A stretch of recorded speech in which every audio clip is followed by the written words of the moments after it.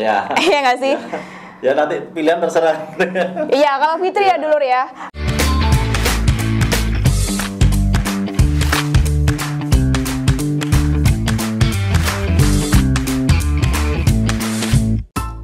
Halo dulur Gedem Info dimanapun berada. Fitri dengar-dengar waktu PSBB kemarin itu banyak banget yang suka berkebun di rumah. Satu kebiasaan yang bagus dan harus banget diteruskan. Mending kayak gitu ya, di rumah aja, jangan kemana-mana, tapi tetap melakukan hal-hal yang bermanfaat, misalnya berkebun. Nah sekarang itu kan banyak banget ya media-media yang bisa kita pakai untuk berkebun di pekarangan rumah. Ada mulai dari pot, dan sekarang itu ada yang lebih trendy lagi, planter bag. Nah gimana sih plus minus berkebun di rumah aja dengan menggunakan pot biasa dengan planter bag? Nah, tonton video ini sampai habis karena kita akan bahas segala macam plus minusnya beserta nanti tema kita hari ini tuh adalah menanam kentang di rumah ya, pakai pot biasa dan pakai planter bag. Mendingan mana? Fitri udah bawa tim R&D di sini untuk menemani Fitri membahas banyak hal tentang tema kita hari ini ya, Pak ya. Ini sebenarnya kita masuk di segmen versus juga nih antara pot biasa sama planter bag yang lebih terbaru ya, planter bag itu ya Pak ya. Oke. Tapi sekarang Fitri mau ngingatin dulur juga untuk subscribe ya channel YouTube GDM Organik ini, karena dengan subscribe-nya dulur nanti kita akan lebih bersemangat lagi, Fitri dan tim semuanya yang ada di belakang layar juga ya, agar bisa menghasilkan konten-konten yang lebih berkualitas lagi dan lebih menarik pastinya. Oke, kita mulai ya Pak ya. Kalau dari pot biasa dan planter bag ini kan bentuknya juga udah beda nih. Betul. Gitu. Nah, gimana sih kalau dari tim R&D GDM Organik sendiri, gimana cara ngejelasin kayak apa ya perbedaan karakteristik atau mungkin cara kerjanya juga beda gitu loh di tanaman? Ya. Jadi Mbak Fitri dan dulur-dulur semua ya. Jadi macamnya apa ya namanya? Kalau bisa dibilang ini wadah ya, Mbak Fitri, wadah untuk menanam ya. Jadi ada yang bentuknya pot, ada yang bentuknya tadi yang terbaru namanya planter bag. Dan pot sendiri pun dibedakan banyak jenisnya, ya, banyak motifnya, banyak modelnya, banyak jenisnya gitu ya. Ada yang dari pot plastik, ada yang dari semen, gitu ya Mbak Fitri ya, yang tentunya dari apa namanya bobotnya pun juga berbeda gitu ya. Kita bicara pot dulu ya Mbak Fitri ya, pot plastik. Pot plastik ini kalau kita bicara pot juga ini ya, baik yang plastik maupun yang semen, ini kan kalau kita lihat itu ada dari atas ini diameternya mungkin agak lebar, ke bawah dia agak menyempit. Betul, ya. betul. Ini yang kalau pot. Tapi kalau planter bag dia dari atas sampai ke bawah ini rata, sama. Ya. Rata gitu ya. Dari diameter atas sama diameter bawah ini sama kalau planter bag gitu ya. Apakah itu mempengaruhi Pak nantinya? Ya, otomatis gini, kalau kita tanam suatu tanaman itu ya, tergantung juga dari berapa banyak media yang ada di wadah tanaman itu sendiri, gitu ya. Betul. Jadi semakin kecil atau semakin sedikit medianya, semakin terbatas tanaman itu dia untuk menyerap nutrisi. Oh iya, gitu. iya, jadi, oke, masuk akal. Iya, jadi kalau kita bicara pot, beda sama planter bag. Kalau pot ini biasanya kalau sudah ditaruh, apalagi kalau pot semen ya, kita kalau sudah taruh di pekarangan atau di halaman rumah, ini mau kita pindah-pindah ini susah gitu ya. Betul. Beda kalau planter bag, ini lebih mudah karena ada pegangannya untuk diangkat-angkat, bisa dipindah-pindah kemana. Jadi kalau nggak cocok di sini tampaknya mengganggu pemandangan nih, pandangan kita nggak enak, bisa kita pindah ke tempat yang lebih strategis gitu ya. Betul. Kalau pot ini susah karena sudah susah untuk ngangkatnya juga, berat gitu ya, ribet juga. Jadi bedanya di situ Mbak Fitri ya. Kalau cara kerja ini masing-masing pot ini hampir sama ya, karena pot sama planter bag ini dia berfungsi sebagai wadah, wadah untuk menampung media, gitu ya. Nah itu cara kerjanya. Cuman ya tadi lebih mudah dipindah-pindahnya, lebih mudah pakai yang planter bag daripada yang pot. Betul. Dan kayaknya lebih ekonomis juga sih kayak kalau Fitri lihat dari bentuknya kayak gitu kan, dari terpal ya, banyaknya yang dari terpal ya, ada yang dari terpal, ada yang memang ada bahan khusus gitu ya. Betul. Jadi lebih mudah pemindahannya dan harganya pun lebih terjangkau planter bag daripada pot yang kalau kita bilang pot semen ini lebih mahal gitu ya. Iya, betul banget. Walaupun pot plastik pun ini sekarang banyak yang motifnya macam-macam ya, yang bunga-bunga batik-batik sehingga harganya juga lebih mahal. Iya, gitu betul. Oke. Dari segi pertumbuhan Mbak Fitri, kalau dari segi pertumbuhan ini hampir sama semuanya ya, tergantung dari cara merawat masing-masing. Gitu. Kalau kita pakai pot yang ukuran kecil dibandingkan planter bag yang juga ukurannya lebih besar, otomatis akan lebih bagus yang planter bag gitu ya.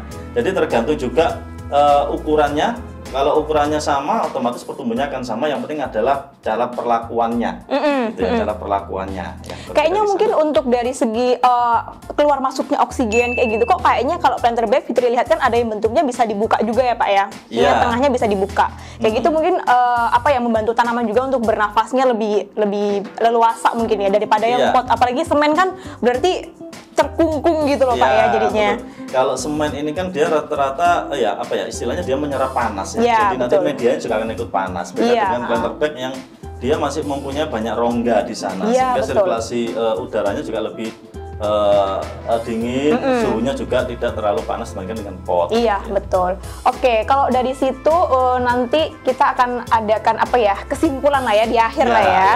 Sekarang kan kita lagi bahas kentang nih Pak Wahyu ya, karena ternyata banyak dulur-dulur itu yang nanam di pekarangan nggak cuma hortikultur aja yang kayak sayur, sayur mayur gitu. Banyak banget itu yang kentang. Tapi penasaran juga apakah kentang ini tuh bisa ditanam di pekarangan?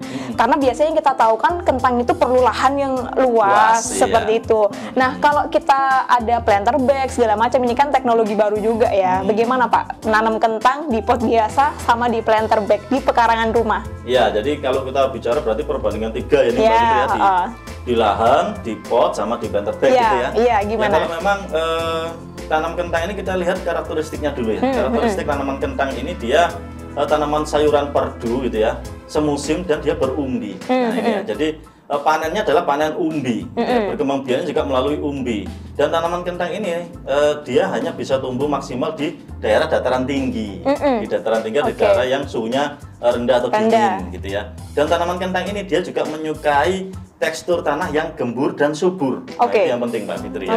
Jadi kalau apakah ditanam di lahan, pot, ataupun planter bag, mana yang lebih bagus? Tentunya yang bisa diatur kebutuhan nutrisinya. Nah, ini bisa di mana?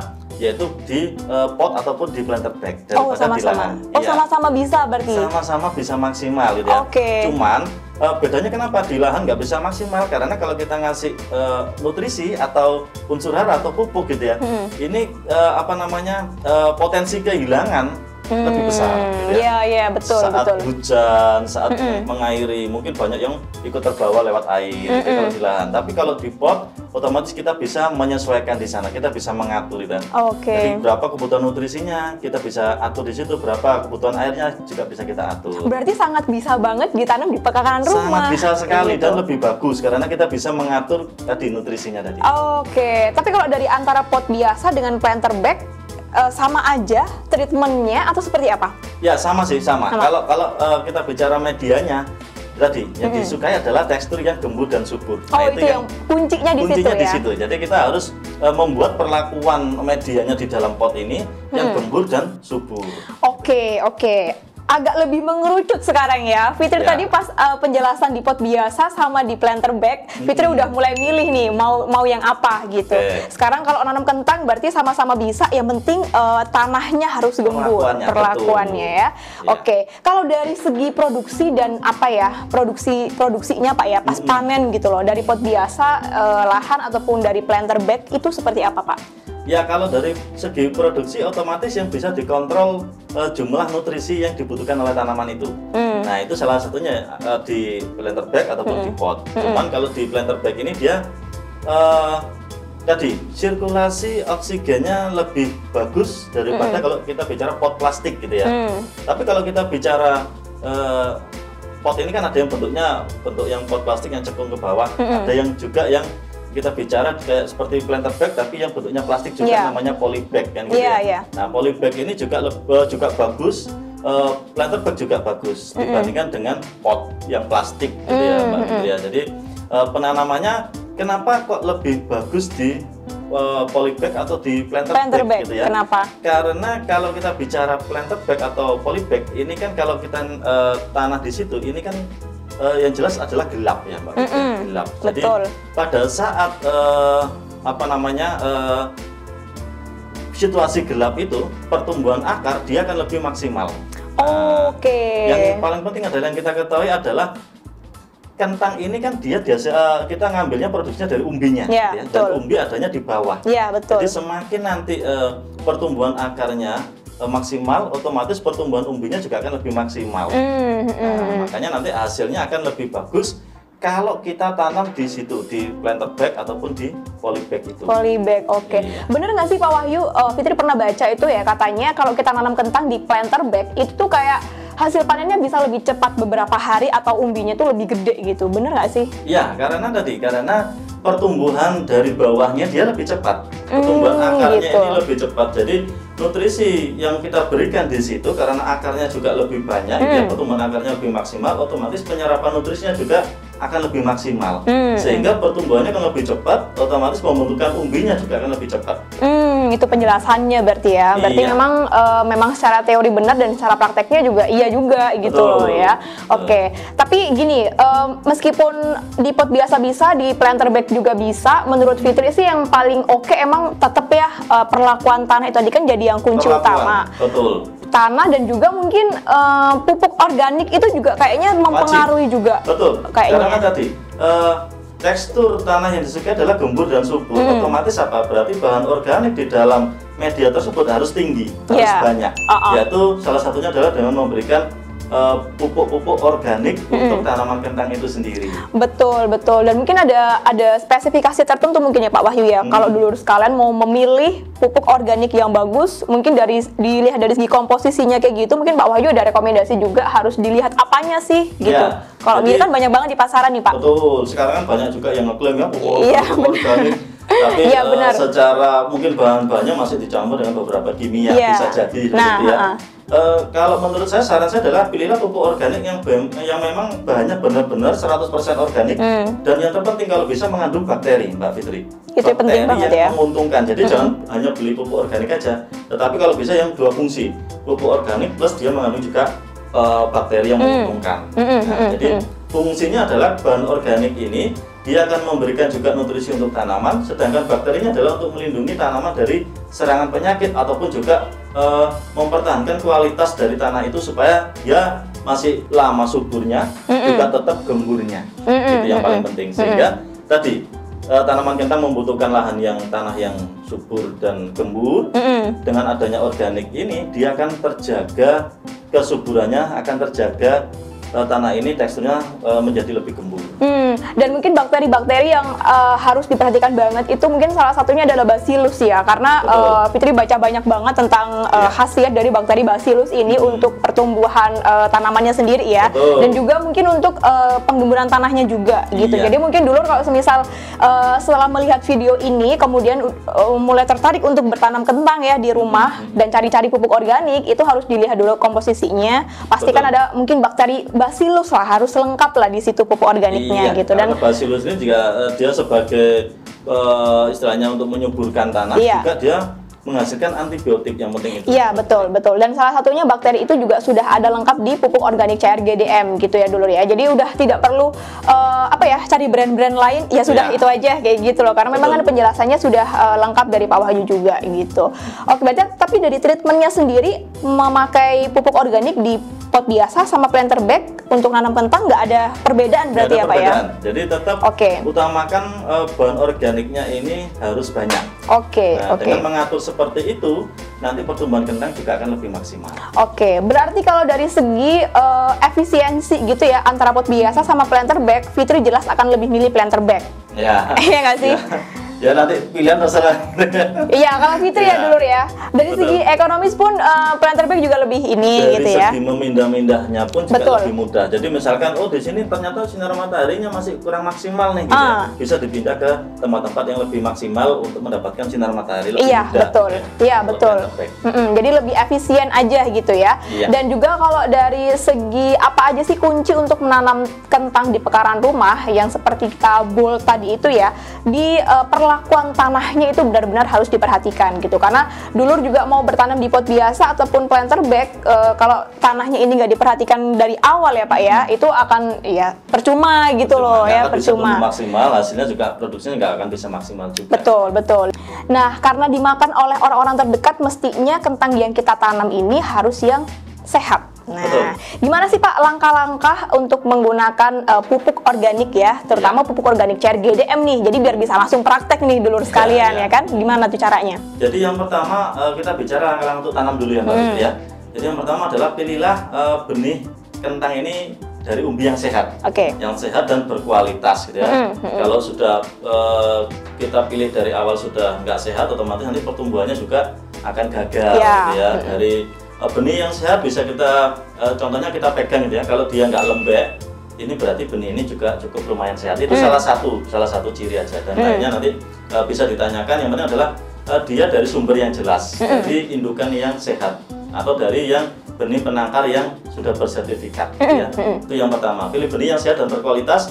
Yang kedua adalah tadi buat media tanam yang gembur dan subur tanahnya ya. Media tanahnya tadi. Jadi perbandingannya adalah kalau bisa dikasih tanah, pupuk organiknya, terus arang sekam gitu ya. Perbandingannya adalah 2:1:1 gitu ya. Ribet cari pupuk organik misalkan kotoran hewan, ribet. Cari aja yang simpel-simpel aja ya. Iya benar ya. Sama sudah juga merupakan pupuk organik di mana dia mempunyai bahan organik yang tinggi juga mengandung bakteri yang menguntungkan. Iya, betul.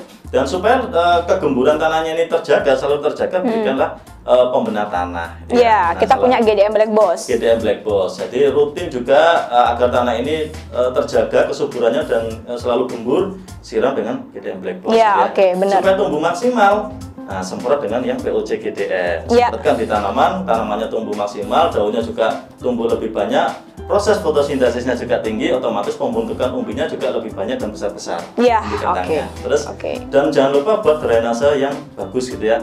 Jadi kalau kita menyiram tidak menggenang di dalam planter bag ataupun polybag atau di pot itu. Jadi harus ada saluran drainase yang bagus. Iya, Terus berikan nutrisi yang cukup dengan menggunakan pupuk-pupuk yang berbahan organik yang tinggi. Betul. Fitri simpulkan sih gampang sekali sih sebenarnya sih ya step-stepnya, bahkan untuk yang beberapa dulur mungkin atau mungkin teman-teman sekalian yang baru bergabung jadi subscriber kita dan emang nggak ada basic berkebun tapi tertarik juga karena untuk memanfaatkan masa-masa PSBB gitu ya atau mungkin new normal sekarang ya. Nah ini bisa dijadikan alternatif juga gitu loh. Step-step yang dijelaskan Pak Wahyu tadi tuh cukup mudah sekali ya untuk kita praktekkan di rumah gitu loh. Nah ini Fitri ingatkan juga dulur semuanya, meskipun pakai medianya bermacam-macam, mau pot biasa, mau planter bag, intinya adalah kita harus mulai berkebun di rumah sepertinya ya. Karena new normal ini sepertinya akan mulai perpanjang lah Pak ya sampai nanti ini ya new normal. Jadi daripada kemana-mana gitu, mending di rumah aja melakukan sesuatu yang bermanfaat. Dan jangan lupa, misalkan kalau dulur juga ada kepentingan keluar, jangan lupa untuk selalu ingat protokol kesehatan ya, bawa hand sanitizer ya. Fitri selalu sedia nih, ini disediain juga nih buat kita nih ya. Masker juga jangan lupa dulur ya, harus pakai selalu ya. Dan setiap dimanapun berada jaga jarak juga ya, jangan bergerombol juga. Kalau dulur ada komentar-komentar lain ya, mungkin kayaknya ada pengalaman menarik gitu menggunakan pot biasa atau mungkin sudah menggunakan planter bag, silahkan untuk komentar di bawah ini ya, sudah disiapkan juga. Dan mungkin kalau semisal ada topik-topik lainnya yang mungkin dulur perlu untuk dibahas di video kali ini bersama Pak Wahyu, atau mungkin bisa request juga karena kita punya tim R&D banyak sekali, bisa request juga, silahkan komen di bawah ini juga ya. Jangan lupa untuk subscribe channel YouTube ini dan pastikan Anda tidak ketinggalan setiap video terbaru yang Fitri upload. Sampai jumpa di episode selanjutnya bersama GDM Organik, siapapun bisa panen.